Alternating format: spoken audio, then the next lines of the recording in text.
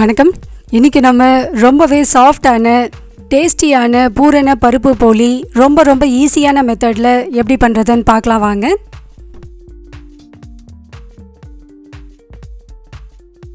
முதல்ல நம்ம மேல் மாவு ரெடி பண்ணி வச்சிடலாம்.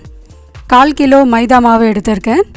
சின்ன ஸ்பூனால் 1 ஸ்பூன் உப்பு, 1/4 ஸ்பூன் மஞ்சள் தூள் சேர்த்து இதை நல்லா கலந்துட்டு, இப்போ ஒரு 2 ஸ்பூன் எண்ணெயை இதில் சேர்த்துட்டு 1/2 கிளாஸ் தண்ணியை அந்த எண்ணெய் மேலேயே ஊற்றிட்டு இப்போ இதை நல்ல ஒரு சாஃப்டான மாவாக பிசைஞ்சு எடுத்துக்கலாம். மாவு பிசையும் போதே நம்ம எண்ணெய் சேர்த்து பிசைஞ்சாதான் மாவு நமக்கு நல்ல சாஃப்டாக வரும். இப்போ இது நல்லா சாஃப்டாக பிசைஞ்சாச்சு. பாத்திரத்தில் இது மாதிரி ஒட்டாமல் வந்தாலே சரியான பதத்தில் இருக்குதுன்னு அர்த்தம். இதுக்கு மேலே இப்போ கொஞ்சமாக எண்ணெய் தடவிட்டு நல்லா க்ரீஸ் பண்ணிவிட்டு மூடி போட்டு இதை சரியாக 5 மணி நேரம் ஊற வச்சிடலாம். மாவு நல்லா ஊறட்டும், அதுக்குள்ளே நம்ம பூரணம் ரெடி பண்ணி வச்சிடலாம். 1 கிளாஸ் கடலைப்பருப்பை 2 மணி நேரம் தண்ணியில் ஊற வச்சுருக்கேன். இப்போ இதை குக்கரில் போட்டு நல்லா வேக வச்சு எடுத்துக்கலாம். இந்த அளவுக்கு நல்ல பூ மாதிரி மலர்ந்து வெந்திருக்கணும், அப்போ தான் நல்லாயிருக்கும். இப்போ இந்த தண்ணியை வடிகட்டிட்டு மிக்சியில் போட்டு நல்ல ஒரு ஸ்மூத்தான விழுதாக அரைச்சி எடுத்துக்கலாம். அடுத்து ஒரு பேனில் 1/2 கிளாஸ் பொடித்த வெல்லம் சேர்த்துக்கலாம். இதில் ஒரு 1/4 கிளாஸ் தண்ணி சேர்த்து இதை நல்லா கரைச்சிட்டு வடிகட்டி எடுத்துக்கலாம்.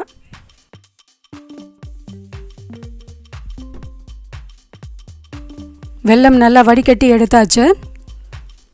இப்போ இதில் நம்ம அரைச்சி வச்சுருக்க அந்த கடலைப்பருப்பு விழுதையும் சேர்த்து கலந்து விட்டுடலாம்.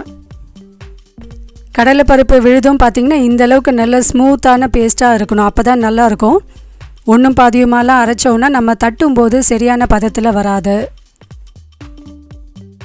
இப்போ இந்த வெல்லமும் கடலைப்பருப்பும் ஒன்றா சேர்ந்து நல்லா சலசலன்னு கொதிக்க ஆரம்பிக்கும்.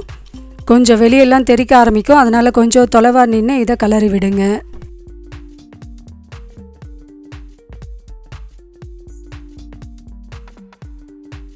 அரை ஸ்பூன் ஏலக்காய் தூள் சேர்த்துக்கலாம். இப்போ இது ஒன்றா சேர்த்து நல்லா கொதிக்கட்டும். இது நல்லா தண்ணியெல்லாம் வற்றிட்டு இது நல்ல ஒரு திக்கான பூரணம் பதத்துக்கு வரணும்.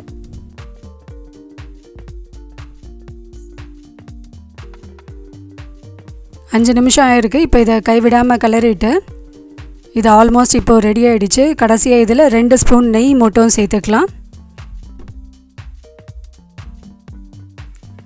இப்போ இது நல்லா கொதித்து இந்த அளவுக்கு நல்ல ஒரு கெட்டியான மாவாக மாறிடும். இது மாதிரி பேனில் ஒட்டாமல் வந்தாலே பூரணம் ரெடி ஆகிடுச்சின்னு அர்த்தம். இதுக்கு மேலே நம்ம கிளற வேண்டாம், ஏன்னா இது கொஞ்சம் ஆறின பிறகு இன்னும் கொஞ்சம் கெட்டியாக மாறிடும். பூரணத்தை இது மாதிரி சின்ன சின்ன உருண்டைகளாக ரெடி பண்ணி வச்சுக்கலாம். மாவு பார்த்திங்கன்னா இந்த அளவுக்கு நல்ல ஒரு வெண்ணெய் உருண்டை மாதிரி ஊறி இருக்குது. இப்போ இது சரியான பதத்தில் இருக்குது. இப்போ நம்ம பூரணம் போலி பண்ண ஆரம்பிச்சிடலாம். இப்போ ஒரு பட்டர் பேப்பரில் கொஞ்சமாக நெய்யும் எண்ணெயும் ஒன்றா சேர்த்து கலந்து எடுத்துருக்கேன். அதிலேருந்து 1 ஸ்பூன் இதில் விட்டுட்டு நல்லா க்ரீஸ் பண்ணிவிட்டு இப்போ நம்ம யூஸ்வலாக எப்படி போலி திரட்டுவோமோ அதே மாதிரி திரட்டிடலாம்.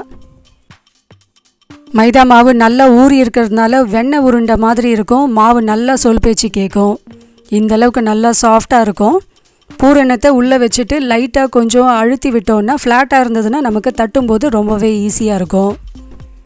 இப்போ நம்ம இதை மெலிசாவோ நமக்கு எந்த அளவுக்கு திக்னஸ் வேணுமோ அந்த அளவுக்கு இதை தட்டி எடுத்துக்கலாம்.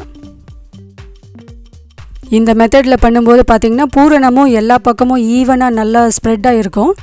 அதே சமயத்தில் இது மாதிரி நம்மளால் ஈஸியாக எடுக்க முடியும். இந்த மாதிரி நம்ம போலி பண்ணும்போது வாழை இலை இல்லைன்னா பால் கவர், பிளாஸ்டிக் கவர் அது மாதிரி வச்சு பண்ணுறதை விட பட்டர் பேப்பர் வச்சு இது மாதிரி பண்ணி பாருங்கள், ரொம்பவே ஈஸியாக இருக்கும். இப்போது தவா நல்லா சூடாக இருக்கு. அடுப்பை ஒரு மீடியம் ஃப்ளேமில் வச்சு இப்போ இதை நம்ம நல்லா சுட்டு எடுத்துக்கலாம். இப்போ இதை மிதமான தீயிலே வச்சு நல்லா வேக வச்சு எடுத்துக்கலாம். நம்ம கலந்து வச்சுருக்க அந்த நெய் எண்ணெய் கலவை அது 1 ஸ்பூன் ஊற்றிட்டு இதை சுட்டு எடுத்துக்கலாம்.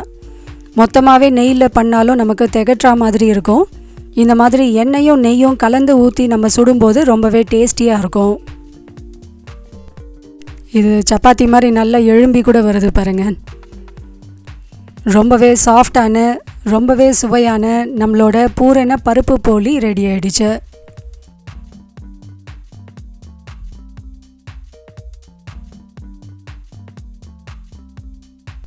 இந்த மெத்தடில் கண்டிப்பாக ட்ரை பண்ணி பாருங்கள். ட்ரை பண்ணி பார்த்துட்டு உங்களோட ஃபீட்பேக்கை நம்ம கூட ஷேர் பண்ணிக்கோங்க.